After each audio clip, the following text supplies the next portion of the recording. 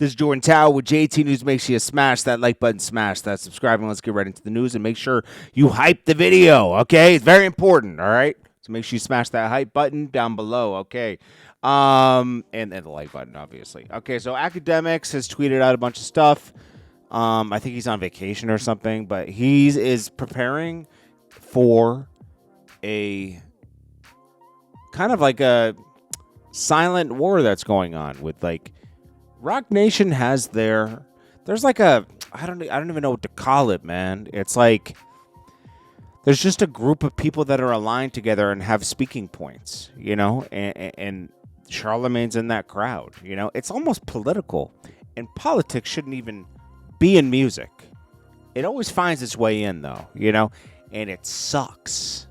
It destroys music because it divides people when music is meant to bring people together, right? So, you know, like already within music, there's a competition, right? But it's still you're part of this music game, you know? But once you bring another, politics just doesn't have a place in music. You know, there's enough quarrels within music, you know? So, anyways, Akademiks says it hurts my heart watching hip-hop media idol Charlamagne spit Roc Nation talking points. I'm speechless. I was proud of Joe Budden, though. At least he's not on a script.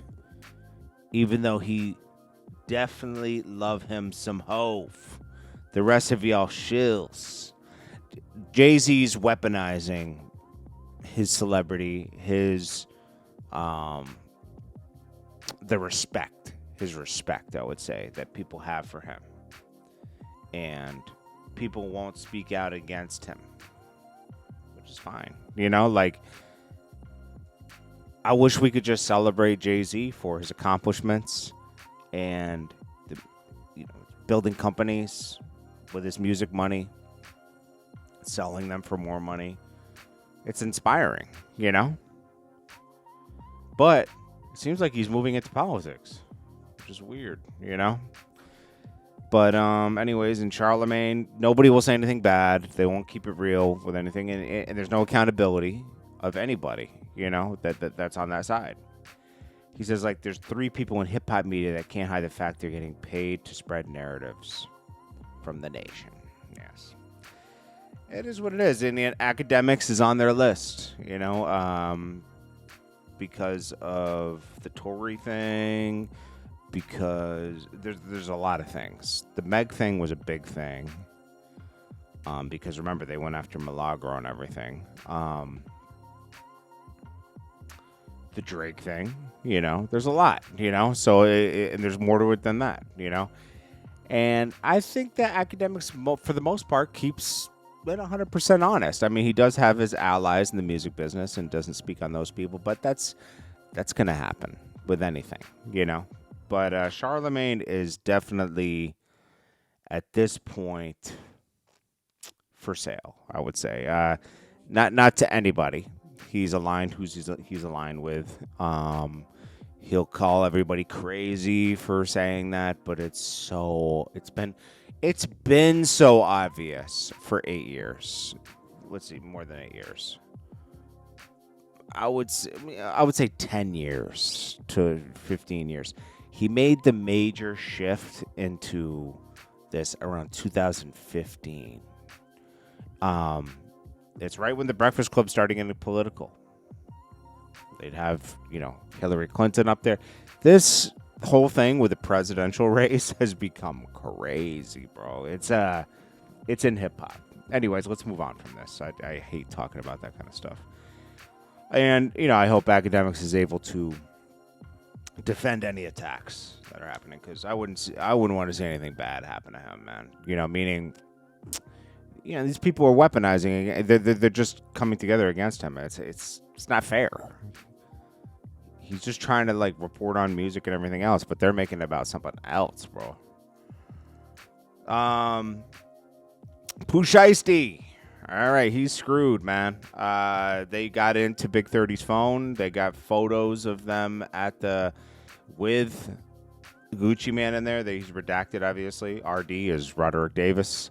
They documented this whole encounter to prove that Gucci Mane signed the release papers. There's even text messages. Oh, Pusheysti got released dropped from 1017. All this stuff. All while, and then let's see, block the door, holding a Draco. So they recorded Gucci Mane on his cell phone stating Pusheysti dropped from 1017. Now another person was blocking the door, and this is very important. DeMarcus Glover was there, who entered the recording room, and the altercation started, and he blocked the door holding a Draco. That's what the photo shows. Well, yeah, I didn't put that part of the photo in, but there's a photo that shows that, and that is called Kidnapping. I cannot believe this. Pusheysti was about to come home and make so much money and bring a different energy to the game. He had already done it with his first day out. He brought a different energy back that was kind of missing, right? And he brought that energy back. But with that energy comes this energy. He wanted to be free like Drake. Okay, so, but without putting the work in. You didn't drop enough albums, bro. You wanted to be signed to Yo, this is, I'm telling you, man. It's got Yo Gotti's fingerprints on it, man. He wanted to sign. Why do you think that song with Glorilla is about to come out with Pusheysti? They were working on Pusheysti. He's from Memphis. I'll tell you one thing I know personally. Yo Gotti wants to control Memphis. He doesn't want nobody from Memphis signed to nobody else. Hey, you better be signed to CMG. I don't care if you go do a deal with Atlantic. CMG Atlantic, okay? Get down or lay down. That's how Yo Gotti moves. That's why the beef with Young Dolph really went down. Like it or not, admit it or not, it was really behind that. That started it off. Dolph didn't want to sign to Gotti, and Gotti didn't like that at all. Gotti's a control freak, man. I don't know how or what he said. I'm not saying he funded this or anything, but he created an environment where Pusheysti wanted to leave and go over there. Pusheysti should have done his own deal straight up. He could have told Gucci Mane, yo, I want to be straight up with, I don't know who he signed to, and you just get your points and I get out of my deal. He could have worked that deal out. And you didn't have to do it this way. For some reason, he was unhappy. I'm going to tell you something, though. Gucci Mane, without finding Pusheysti, probably wouldn't have gone anywhere. Pusheysti needed development, and he got that from Gucci Mane. So, it is what it is, man. This is life for you. It's not even just rap. It's any job you go. I don't care if you go and become a supervisor somewhere. There's these games that are played that are not fair. I'm not saying you're gonna have guns held to your head at a supervisor's job, but there's cliques everywhere. It's almost like little gangs, you know. And I see it with my brother in the workplace and other people, and it's and my wife. It's crazy out here. People move crazy, man. People move like a gang, and they want it their way, and they'll attack you. All right, so this is a sad story. Let's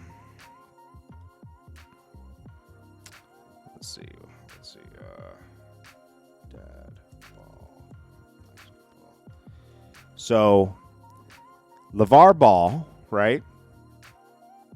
He was on Neon's stream, and he revealed that his wife has gone a different way. He says, I loved that woman for 30 years. Stood by her when she had... Was it cancer she had? She had something where she beat cancer or something. I think it says it in here. But he stood by her side. He says that woman was beautiful to me no matter what until she decided she just had like a health crisis, right? And then he got an amputation, which is sad because I think it was from diabetes or something. Then she talked about she wanted to leave and go do something more fun. And she left him. And obviously that wasn't attractive to him anymore. And that was that. It's sad, you know? Very sad.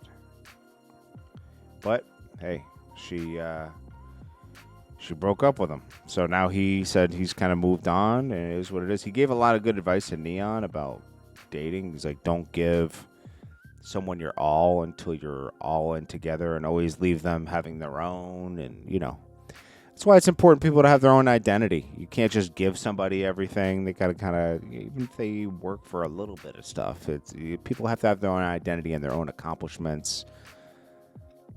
Because Neon was like, oh, when I have a wife, she don't have to do nothing, da-da-da. Well, bro, you got to kind of have people have their own life. Otherwise, they'll pick away at the... When people get bored, I don't care who you are, that's when you're the most destructive, I think. You know? You kind of got to have a purpose. Otherwise, your purpose will be something else, you know? I don't know what that is. I'm just saying I've seen people stray from not having a different purpose, you know, if that makes any sense.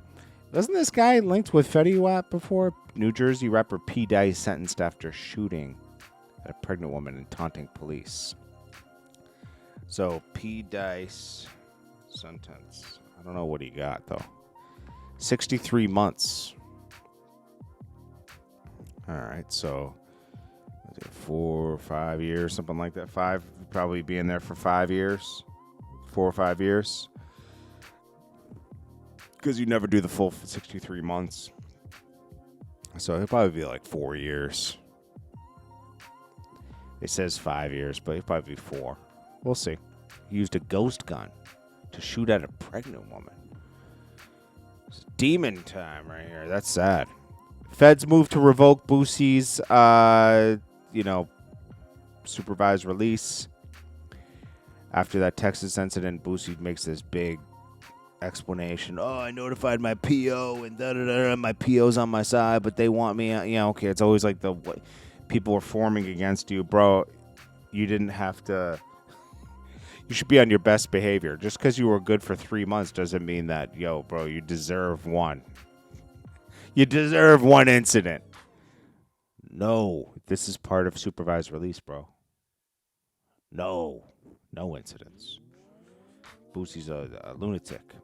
We'll get to Juvenile and Lil Wayne on the next one because it's getting long. But I appreciate you guys. It's Jordan Tower with JT News. Make sure you smash that like button, smash that subscribe button. I'll check you guys later. Yeah, it's crazy. Anyways, smash that like button for me and make sure you hype this video. Okay, please hype it up. We need that. I appreciate all you guys watching, and I'll check you on the next one. Peace.